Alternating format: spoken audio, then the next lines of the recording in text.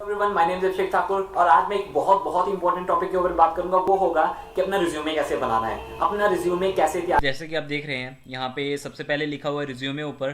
तो रिज्यूमे के बारे में एक चीज़ है कि रिज्यूमे एक ऐसी चीज़ है जो आप बिना किसी के सामने गए किसी को अपने बारे में बताते हो। तो वो पहली चीज़, चाहे आप कितने मर्जी अच्छे कम्युनिकेटर हो, कितनी अच्छी आपकी नॉलेज हो, कितनी भी अच्छी चीज़ हो, अगर आपका रिज्यूमे अच्छा नहीं होगा तो कोई भी आपको इंटरव्यू कॉल के लिए नहीं बुलाने वाला। अगर आपका रिज्यूमे बहुत अच्छा होगा तो कोई भी बिना के सोचे समझे आपको इंटरव्यू कॉल करिए एटलीस्ट बुला सकता है। तो अगर आपकी जॉब इंटरव्यू पे डिपेंड करती है तो इंटरव्यू आपके रिज्यूम पे डिपेंड करना है। जैसे कि आपने अपनी प्रोफाइल लिखी है यहाँ पे, मैं हमेशा इसके बाद प्रोफाइल लिखना प्रेफर करता हूँ। क्यों? क्योंकि अगर आप यहाँ पे प्रोफाइल लिखोगे तो प्रोफाइल सबसे पहली वो चीज़ है जो कभी भी इंटरव्यूअर कोई देखता है।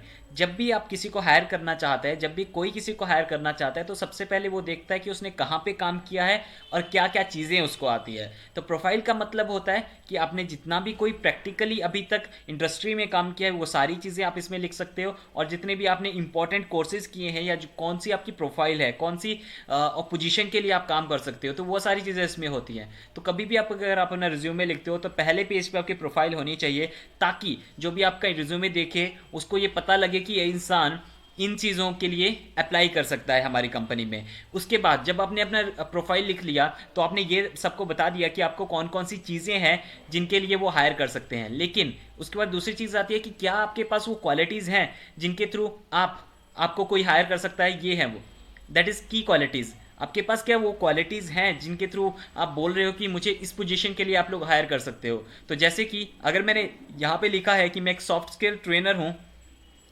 जैसे मैंने यहाँ पे लिखा है मैं एक सॉफ्ट स्किल ट्रेनर हूँ, तो अगर मैं यहाँ पे सॉफ्ट स्किल ट्रेनर लिख रहा हूँ तो नीचे भी मेरे पास वैसी चीज़ें होनी चाहिए। लाइक ये है effective communication skills and confidence. मतलब जो आपकी प्रोफाइल है और आपकी क्वालिटीज़ है वो दोनों आपस में इंटरलिंक्ड होनी चाहिए, ताकि वो एक दूसरे को लिंक कर सके, और ताकि आपकी जो प्रोफाइल है और वो क्वालिटीज़ हैं वो एक दूसरे से मैच कर सके और इंटरव्यूअर को लगे रियलिटी में कि आप इस जॉब के हकदार हो। उसके बाद कोई भी आपको की क्वालिटीज़ लिखनी है, जैसे मैंने यहाँ पे की क्वालिटीज़ लिखी है, तो वो सारी मेरे जॉब से रिलेटेड है, मेरे सारे एसोसिएट से जो भी मैंने काम किया है प्रोफाइल के रिलेटेड है, मेरी जितनी भी क्वालिटीज़ है। उसके बाद आता है प्रोफेशनल ऑब्जेक्टिव। प्रोफेशनल ऑब्जेक्टिव में वो सारी चीज़ें आती हैं कि मैं अच्छे से काम करूँगा आपकी कंपनी में, ट्राई करूँगा इंप्रूव करने की क्वालिफिकेशन।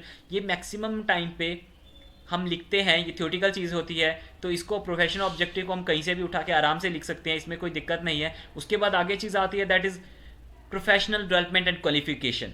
ये बहुत इंपॉर्टेंट चीज़ है।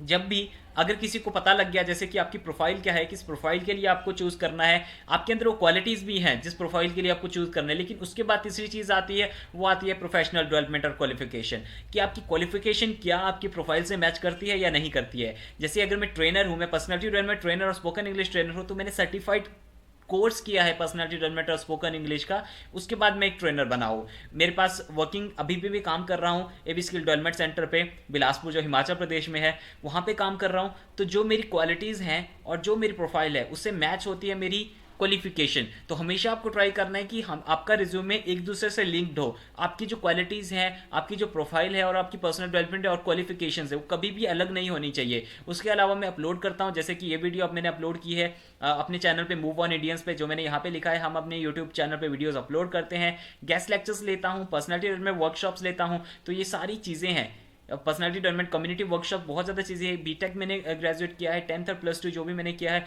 वो सारी चीज़ें यहाँ पे लिखी हैं मैंने। अपनी जितनी भी क्वालिफिकेशंस है वो सभी चीज़ें मैंने यहाँ पे बताई हैं। तो उसके बाद अगर आपकी क्वालिफिकेशन मैच हो गई तो कोई देखेगा कि आपके पास एक्सपीरियंस कहाँ का है और कौन सा एक्सपीरियंस है।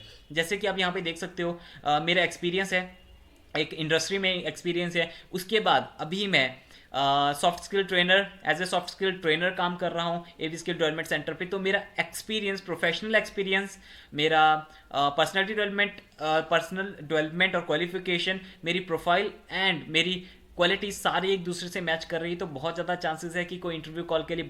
उसके बाद अगली जो पॉइंट आता है वो आता है कॉम्पिटेंट इन। कॉम्पिटेंट इन का मतलब होता है कि आप कौन कौन सी ऐसी चीज़ें हैं जिसमें आप बहुत अच्छे हो। जैसे कि कॉम्पिटेंट इन अगर मैं अपनी बात करूं तो गेस्ट लेक्चर्स कंडक्ट करने में, वर्कशॉप्स लेने में, बच्चों की वर्कशॉप लेने में, इंटेलेक्चुअल प्रॉपर्टी राइट जो मैंने काम किया है, जहाँ पे मैंने इंडस्ट्री में काम किया है, स्टेज हैंडलिंग में और कॉर्पोरेट प्रोग्राम कंडक्ट करने में मैं कॉम्पिटेंट हूँ, मतलब मुझे ये चीज़ें बहुत अच्छे से आती हैं। तो उसके बाद आपको ये भी चीज़ें लिखनी है कि कौन सी चीज़ें आपको बहुत अच्छे से आती है। उसके बाद अगला पॉइंट आता है कि आपके क्लाइंट्स, सबसे ज़्यादा क्लाइंट्स कौन कौन से हो सकते हैं। जैसे मैं अगर अपने क्लाइंट्स की बात करूँ, स्टूडेंट्स, कॉलेजेस, कॉलेजेस मुझे सॉफ्ट स्किल ट्रेनर के लिए हायर कर सकते हैं, स्टूडेंट्स हो सकते हैं। जैसे मेरा यहाँ पे जहाँ पे मैं ट्रेनर का काम करता हूँ, तो वहाँ पे स्टूडेंट्स हैं जो मुझसे कंडक्ट करते हैं। शुगर मैन्युफैक्चरिंग कंपनीज, क्योंकि मैंने शुगर मैन्युफैक्चरिंग कंपनी में काम किया है, तो वो लोग मुझसे कॉन्टैक्ट कर सकते हैं, वो लोग मेरे क्लाइंट्स हो सकते हैं। उसके बाद आता है कंप्यूटर स्किल्स, कि आपको कौन कौन सी ऐसी स्किल्स हैं कंप्यूटर से रिलेटेड जो आपको आती हैं। जैसे कि यहाँ पे है विंडो 7, विंडो 8.1, विंडो 10, ये सारी मुझे ऑपरेट करने आती है। एमएस एप्लीकेशंस और अदर एप्लीकेशंस में एमएस ऑफिस चलाना आता है, पावर पॉइंट आता है, एक्सेल आता है, पब्लिशर आता है, कोरल ड्रॉअर आता है।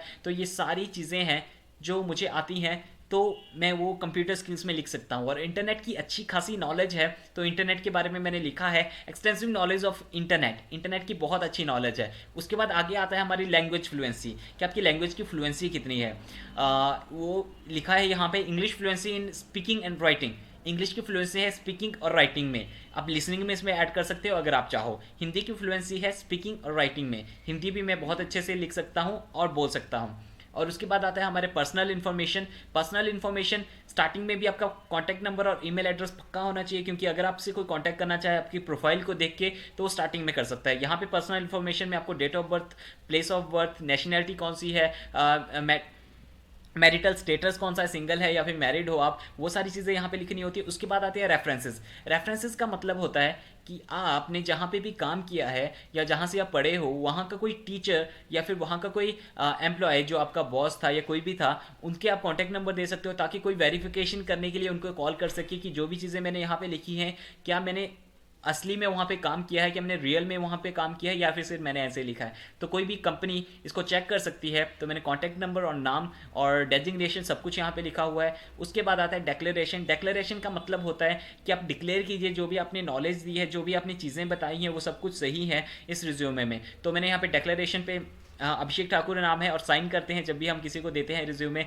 तो ये सारी चीज़ें हैं जो हमें एक रिज्यूमे में डालनी ज़रूरी है। और ये रिज्यूमे जो मैं अभी आपको दिखा रहा हूँ, मैंने जैसे पहले भी बताया, Naukri.com पे टॉप 20 रिज्यूमो में से एक है। टॉप 20% रिज्यूमे जितने हैं पूरे रिज्यूमे में से टॉप 20% रिज्यूमे में से एक है। तो एक बार फिर से रिवाइज कराता हूँ। फर्स्ट ऑफ ऑल आपको अपनी सारी इन्फॉर्मेशन डालनी है, आपका एड्रेस वगैरह वगैरह। उसके बाद आपकी प्रोफाइल, उसके बाद आती है की क्वालिटीज़, उसके बाद आपका इंपॉर्टेंट है वो है प्रोफेशनल डेवलपमेंट एंड क्वालिफिकेशन। उसके बाद आता है आपका प्रोफेशनल एक्सपीरियंस। उसके बाद आता है कॉम्पिटेंट इनकी कौन कौन सी चीज़ें आपको बहुत अच्छे से आती हैं। उसके बाद आता है आपके क्लाइंट्स कौन कौन सी जगह से हो सकते हैं, कौन कौन सी इंडस्ट्री से हो सकते हैं।